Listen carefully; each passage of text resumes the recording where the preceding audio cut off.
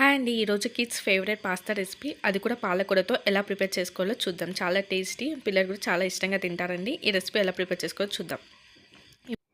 ఇప్పుడు స్టవ్ మీద గిన్నెని పెట్టేసుకొని అందులో కొద్దిగా వాటర్ని యాడ్ చేసుకొని 1 టేబుల్ స్పూన్ ఆఫ్ ఆయిల్ని కూడా యాడ్ చేసుకుందాం.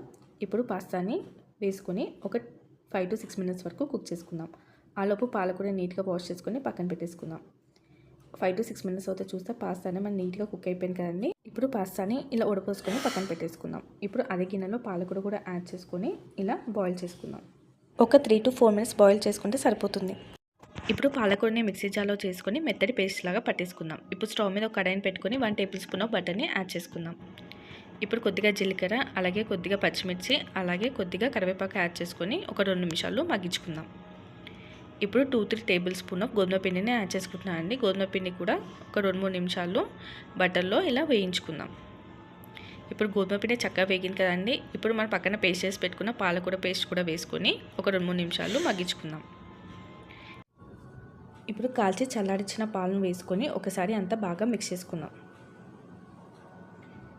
ఇలా బాగా మిక్స్ అయ్యి ఇలా బాయిల్ అవుతున్నప్పుడు కొద్దిగా ఆర్గాన్సో, అలాగే కొద్దిగా చిల్లీ ఫ్లేక్స్, మీ కిడ్స్ తినే కారం బట్టి వేయండి.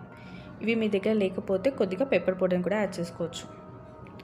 ఒకసారి అంతా వేసుకొని 2 నిమిషాలు కుక్ చేసుకుందాం.